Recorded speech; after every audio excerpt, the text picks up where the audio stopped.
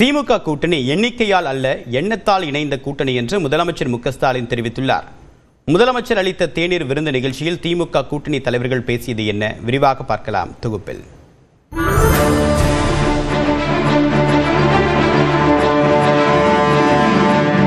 தேர்தல் பரப்புரை, வேட்புமனு தாக்கல் என தமிழ்நாடு தேர்தல் களம் உச்சகட்ட பரபரப்பை எட்டியுள்ளது.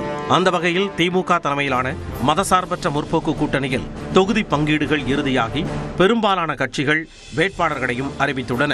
இந்நிலையில் கூட்டணி கட்சி தலைவர்களுக்கு நன்றி தெரிவிக்கும் வகையில் தேநீர் விருந்து நிகழ்ச்சி சென்னை அண்ணா அறிவாலயத்தில் நடைபெற்றது. இதில் காங்கிரஸ், தேமுதிக, விசிக, இடதுசாரிகள், மதிமுக உள்ளிட்ட தோழமை கட்சிகளின் தலைவர்கள் பங்கேற்றனர். அப்பொழுது கூட்டணி தலைவர்களை வரவேற்று பேசிய முதலமைச்சரும் திமுக தலைவருமான மு க ஸ்டாலின், இது புதிய கூட்டணி அல்ல, வெற்றி கூட்டணி என்றார். நாம் அமைத்திருக்கக்கூடிய இந்த கூட்டணி புதிதாக அமைக்கப்பட்ட கூட்டணி அல்ல. இதுவரையில் தமிழ்நாட்டில் மட்டுமல்ல, இந்திய அளவிலே கூட இல்லாத வகையில் இவ்வளவு ஆண்டு காலம் தொடர்ந்து இருக்கக்கூடிய ஒரு கூட்டணியாக நம்முடைய மதச்சார்பற்ற கூட்டணி தொடர்ந்து அமைந்திருக்கிறது என்பது உள்ளபடியே பாராட்டுக்குரிய ஒன்று, மகிழ்ச்சிக்குரிய ஒன்று. முன்னதாக பேசிய தமிழ்நாடு காங்கிரஸ் கமிட்டி தலைவர் செல்வ பெருந்தகை, திமுக அரசின் திட்டங்கள் தான் தேர்தல் பரப்புரையில் பிரதானமாக இருக்க போகிறது என்றார். அதிமுகவுடைய 10 ஆண்டுகளுடைய பணிகளை ஒப்பிட்டு பார்க்கும் பொழுது நாம் ஒரு கிராமத்திலும் ஒரு நகரத்திலும் மார்த்தட்டி பேசக்கூடிய அளவிற்கு பணிகள் நடந்திருக்கிறது. வெற்றி வாய்ப்பு குறித்து விசிக தலைவர் திருமாவளவன் விவரித்தார்.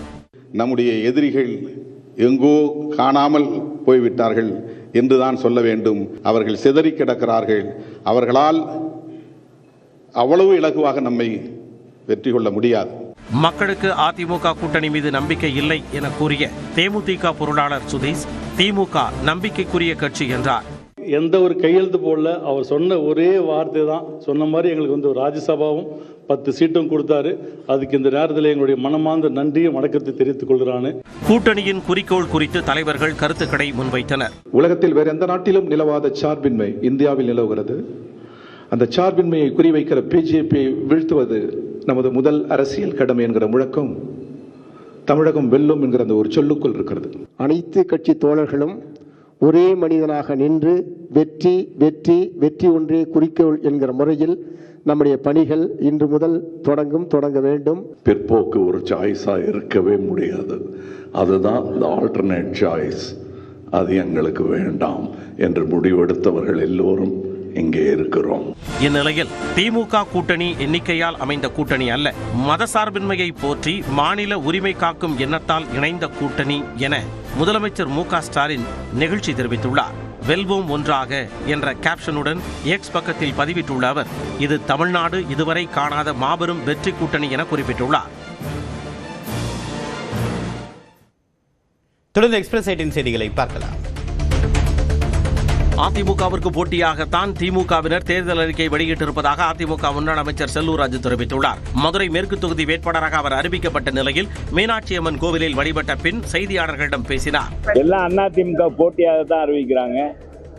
எனவே மக்கள் மத்தியில் இன்னைக்கு எடப்பாடியார் சொல்வதை செய்வார், செய்வதைத்தான் சொல்லுவார் என்பது மக்களுக்கு தெரியும். நீலகிரி மாவட்டம் உதகையில் 14 வயது சிறுமியை பாலியல் வன்கொடுமை செய்த இளைஞருக்கு 20 ஆண்டுகள் சிறை தண்டனை விதித்து உதகை மகளிர் நீதிமன்றம் தீர்ப்பு வழங்கியுள்ளது. உதகை அருகே நேபாளத்தைச் சேர்ந்த தம்பதியின் 14 வயது மகளை அதே பகுதியைச் சேர்ந்த ஹரீஷ் என்பவர் கடந்த 2022ஆம் ஆண்டு பாலியல் வன்கொடுமை செய்துள்ளார். இதனைத் தொடர்ந்து ஹரீஷ் கைதான நிலையில் இந்த வழக்கை விசாரித்த உதகை மகளிர் நீதிமன்றம் ஹரீஷுக்கு 20 ஆண்டுகள் சிறை தண்டனையும் பாதிக்கப்பட்ட சிறுமிக்கு 2 லட்சம் ரூபாய் இழப்பீடு வழங்கவும் உத்தரவிட்டது.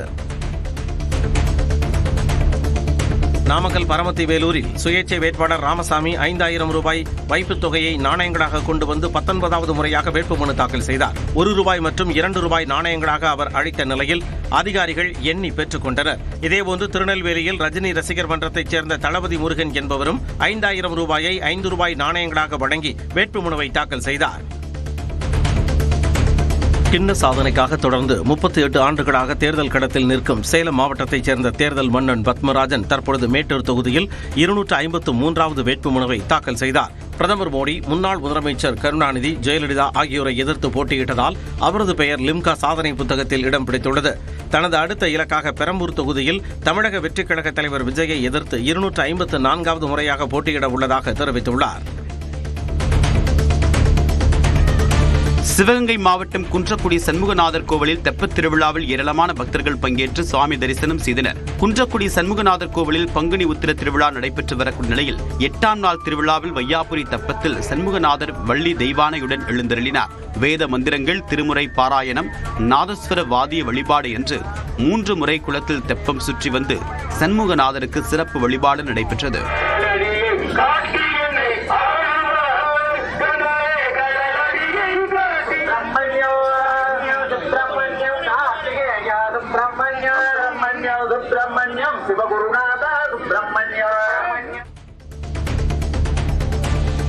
ராமநாதபுரம் மாவட்டம் பசும்பொன்னில் உள்ள முத்துராமலிங்க தேவர் சிலைக்கு திருச்சுழி தொகுதி திமுக வேட்பாளர் தங்கம் தென்னரசு மரியாதை செலுத்தினார். கமுதியை எடுத்துள்ள பசும்பொன் முத்துராமலிங்க தேவர் நினைவாலயத்தில் திருச்சுழி தொகுதி திமுக வேட்பாளரும் அமைச்சருமான தங்கம் தென்னரசு தனது ஆதரவாளர்களுடன் தேவர் சிலைக்கு மாலை அணிவித்து மரியாதை செலுத்தினார்.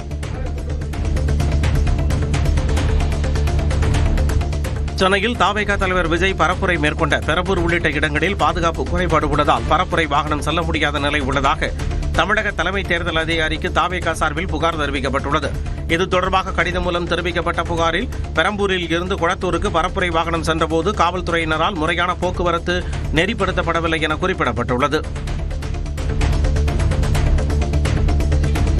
வேட்புமனு தாக்கல் செய்யும் கரூர் கோட்டாட்சியர் அலுவலகத்திற்கு வந்த கிருஷ்ணராயபுரம் தொகுதி அதிமுக வேட்பாளர் மற்றும் கட்சி நிர்வாகிகளை காவல்துறையினர் உள்ளே அனுமதிக்க மறுத்ததால் வாக்குவாதத்தில் ஈடுபட்டனர்.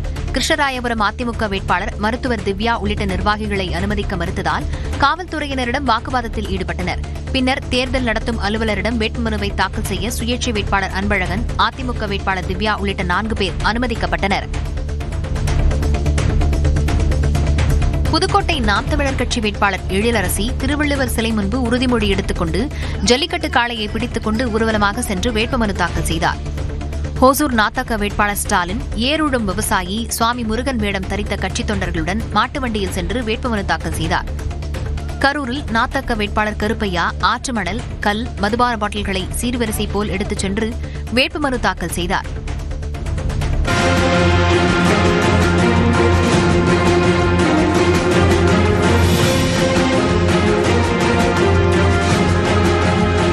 தமிழ்நாடு சட்டமன்ற தேர்தலில் சென்னை பெரம்பூர் தொகுதியில் போட்டியிடும் தாவேகா தலைவர் விஜய் தனது சொத்து விவரங்களை வேட்புமனுவுடன் பிரமாண பத்திரத்தில் பகிர்ந்துள்ளார். அதன்படி கடந்த 2020-2021 நிதியாண்டில் 8 கோடியே 4 லட்சம் ரூபாயாக இருந்த விஜயின் வருவாய் 2024-25 ஆண்டில் 184 கோடி ரூபாயாக உயர்ந்துள்ளது. தந்தை SA சந்திரசேகருக்கு 3 கோடியே 2 லட்சம் ரூபாயும், தாய் ஷோபாவுக்கு 87 லட்சம் ரூபாயும் கடன் வழங்கியுள்ளதாக கூறிய விஜய், மனைவி சங்கீதாவுக்கு 12 கோடியே 6 லட்சம் ரூபாயை கடனாக கொடுத்திருப்பதாகவும் தெரிவித்துள்ளார். மேலும் மகன் ஜேசன் சஞ்சய்க்கு 8,78,000 ரூபாயும், மகள் திவ்யா சாசாவுக்கு 4,60,000 ரூபாயும் கடனாக வழங்கியுள்ளதாகவும் விஜய் கூறியுள்ளார். தாவேகா பொதுச் செயலாளரும் நீண்டகால நண்பருமான என் ஆனந்திற்கு 3 கோடியும், தயாரிப்பாளர் வி ரவிச்சந்திரனுக்கு 5 கோடி ரூபாயும் கடன் கொடுத்திருப்பதாக குறிப்பிட்டுள்ளார். இதைத் தொடர்ந்து 1 கோடியே 20 லட்சம் ரூபாய் மதிப்பிலான 883 கிராம் தங்கமும் 15 லட்சம் ரூபாய் மதிப்பிலான வெள்ளி பொருட்களும் வைத்திருப்பதாக விஜய் தெரிவித்துள்ளார். மனைவி சங்கீதாவிடம் 4 கோடியே 7 லட்சம் ரூபாய் மதிப்பிலான தங்கமும், 5,10,000 ரூபாய் மதிப்பிலான வெள்ளி பொருட்களும், 1 கோடி ரூபாய் மதிப்பிலான வைரமும் இருப்பதாக விஜய் வேட்புமனுவில் கூறியிருக்கிறார். மேலும் 80 லட்சம் ரூபாய் மதிப்பிலான BMW 530 கார், 3 கோடி ரூபாய் மதிப்பிலான டொயாட்டோ லக்ஸஸ் 350 கார், 2 கோடி ரூபாய் மதிப்பிலான BMW 17 கார், 5,35,000 ரூபாய் மதிப்பிலான மாருதி ஸ்விஃப்ட் மற்றும் 67,000 ரூபாய் மதிப்பிலான TVS XL சூப்பர் உள்ளிட்ட வாகனங்கள் வைத்திருப்பதாக பிரமாண பத்திரத்தில் கூறியுள்ளார். விஜயின் வருமான வரி நிலுவை 2011-2012 நிதியாண்டில் 91 லட்சம் ரூபாய் என்றும், 2022-2023 நிதியாண்டில் 14,13,000 ரூபாய் எனவும் தெரிவிக்கப்பட்டுள்ளது. லயோலா கல்லூரியில் BSc படிப்பை முதலாண்டிலேயே நிறுத்திவிட்ட தான் விஜய் வித்யாஸ்ரம் பள்ளியின் தாளாளராகவும், ஜெயாநகர் ப்ராப்பர்ட்டி பிரைவேட் லிமிடெட் நிறுவனத்தில் மேலாண்மை இயக்குநராகவும் இருப்பதாகவும் விஜய் கூறியுள்ளார். இது தவிர தனது தங்கை வித்யா பெயரில் வித்யா சேரிட்டபிள் டிரஸ்ட் உள்ளிட்ட அறக்கட்டளைகளின் அறங்காவலராகவும் உள்ளதாக குறிப்பிட்டுள்ளார். கொடைக்கானல் வில்பட்டி பகுதியில் 2 எஸ்டேட்டுகள் இருப்பதாகவும் இந்தியன் ஓவர்சீஸ் வங்கி சாலிகிராமம் கிளையில் 213 கோடி ரூபாய் டெபாசிட் செய்துள்ளதாகவும் கூறியுள்ளார்.